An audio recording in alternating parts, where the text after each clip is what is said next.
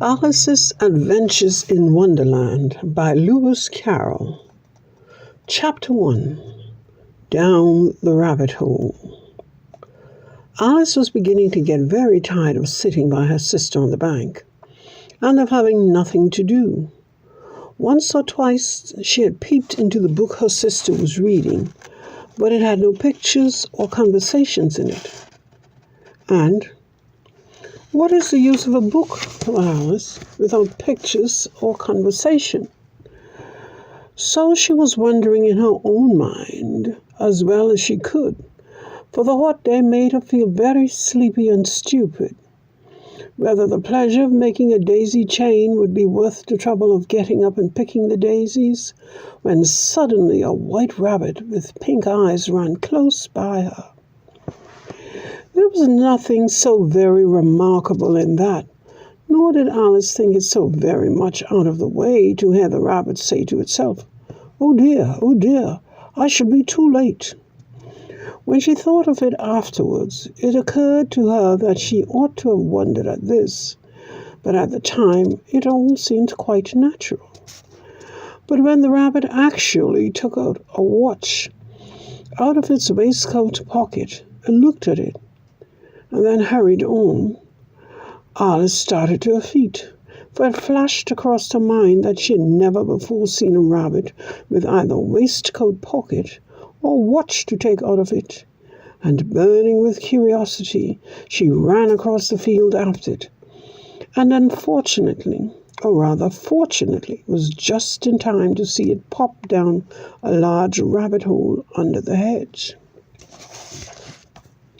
In another moment, down went Alice after it, never once considering how in the world she was to get out again. The rabbit hole went straight on like a tunnel for some way, and then dipped suddenly down, so suddenly that Alice had not a moment to think about stopping herself before she found herself falling down a very deep well. Either the well was very deep, or she fell very slowly, for she had plenty of time as she went down to look about her and to wonder what was going to happen next. First, she tried to look down and make out what she was coming to, but it was too dark to see anything. Then she looked at the sides of the well and noticed that they were filled with cupboards and bookshelves.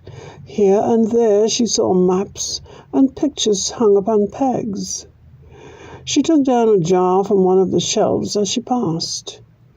It was labeled orange marmalade, but to her great disappointment it was empty.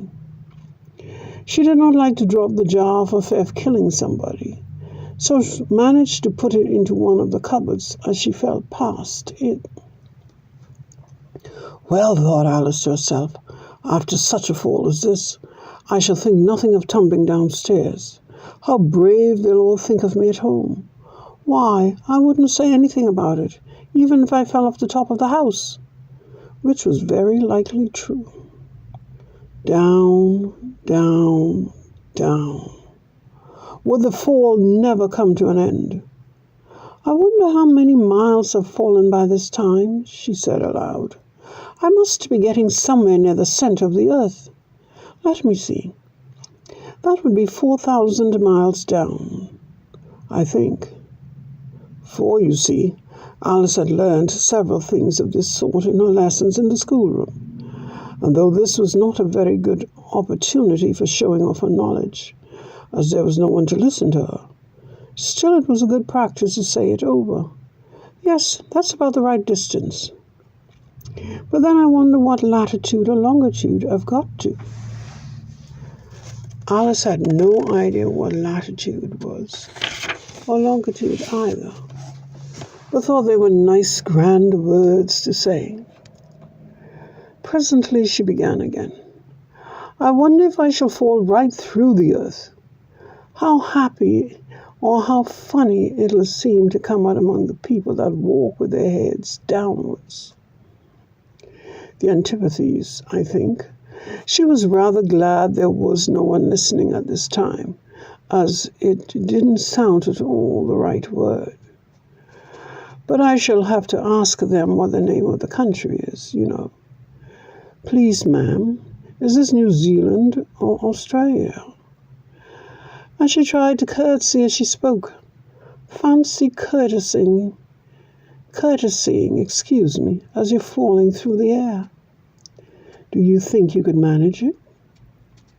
And what an ignorant little girl she'll think me for asking. No, it'll never do to ask.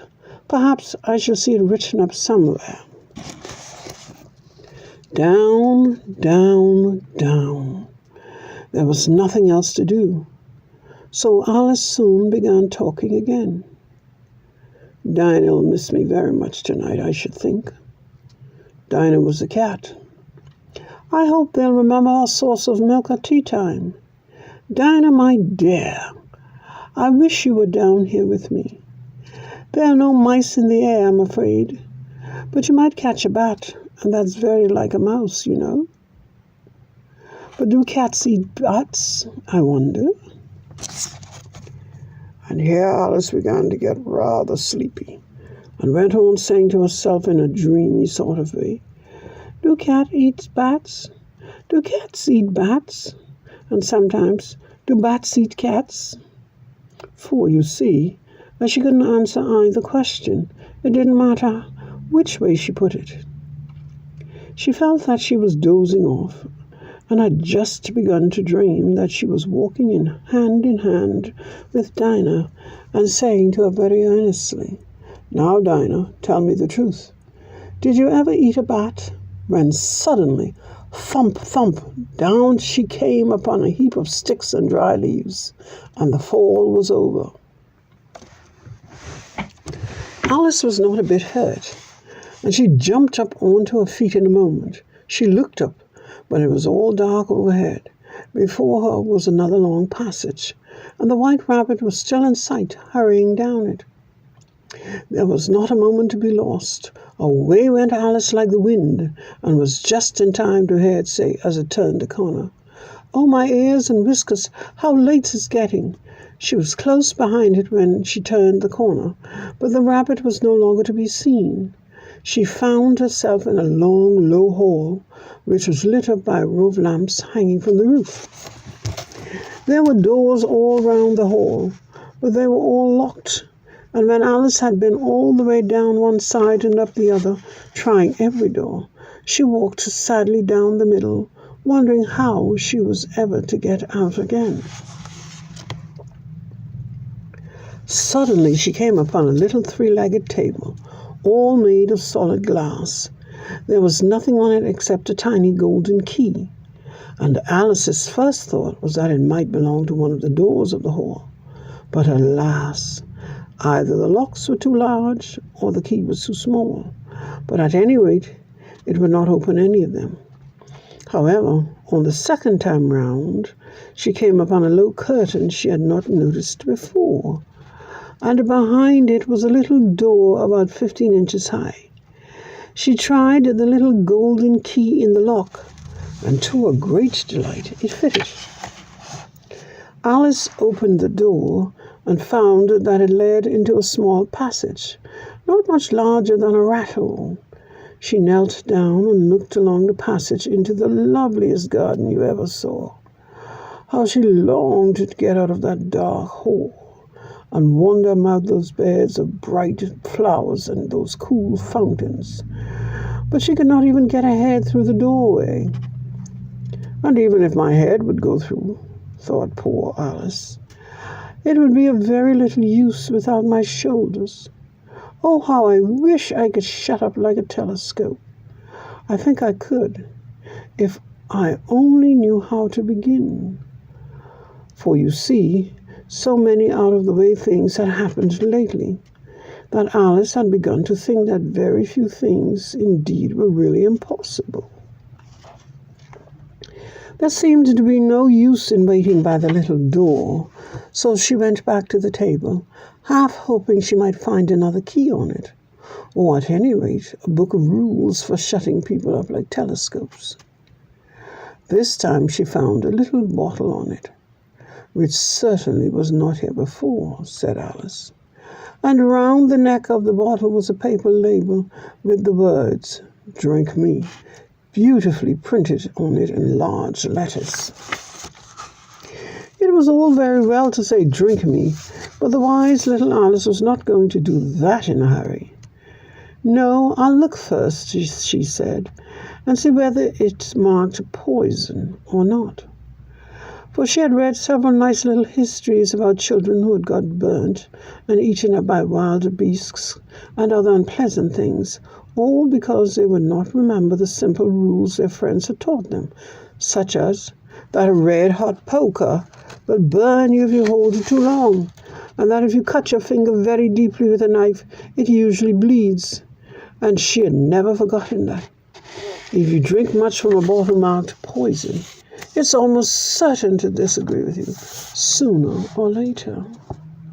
However, this bottle was not marked poison, so Alice ventured to taste it, and finding it very nice, it had in fact a sort of mixed flavor of cherry tart, custard, pineapple, roast turkey, toffee, and hot buttered toast. She soon very finished it off. "What a curious feeling," said Alice. "I must be shutting up like a telescope." And so it was indeed. She was now only 10 inches high, and her face brightened up at the thought that she was now the right size for going through the little door into that lovely garden. First, however, she waited for a few minutes to see if she was going to shrink any further. She felt a little nervous about this, for it might end, said Alice to herself, in my going out altogether like a candle. I wonder what it should be like then. And she tried to fancy what the flame of the candle is like after the candle is blown out, for she could not remember ever having seen such a thing. After a while, finding that nothing more happened, she decided on going into the garden at once. But alas, poor Alice! When she got to the door, she had forgotten the little golden key, and when she went back to the table for it, she found that she could not possibly reach it. She could see it quite plainly through the glass, and she tried her best to climb up on one of the legs of the table, but it was too slippery, and when she had tired herself out with trying, the poor little thing sat down and cried. "Come, there's no use in crying like that," said Alice to herself rather sharply. "I advise you to leave off this minute." She generally gave herself very good advice, though she very seldom followed it, and sometimes she scolded herself so severely as to bring tears into her eyes. And once she remembered trying to box her own ears for having cheated herself in a game of croquet she was playing against herself.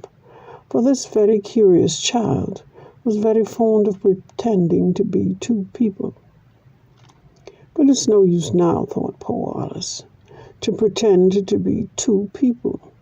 Why, there's hardly enough of me left to make one respectable person. Soon her eye fell on a little glass box that was lying under the table. She opened it and found in it a very small cake, on which the words, "Eat me," were beautifully marked in currants. "Well, I'll eat it," said Alice, "and if it makes me grow larger, I can reach the key. And if it makes me grow smaller, I can creep under the door. So either way, I'll get into the garden, and I don't care which happens." She ate a little bit and said anxiously to herself, "Which way, which way?" holding her hand on the top of her head to feel which way it was growing. And she was quite surprised to find that she remained the same size. To be sure, this generally happens when one eats cake. But Alice had got so much into the way of expecting nothing but out-of-the-way things to happen, that it seemed quite dull and stupid for life to go on in the common way. So she set to work, and very soon finished off the cake.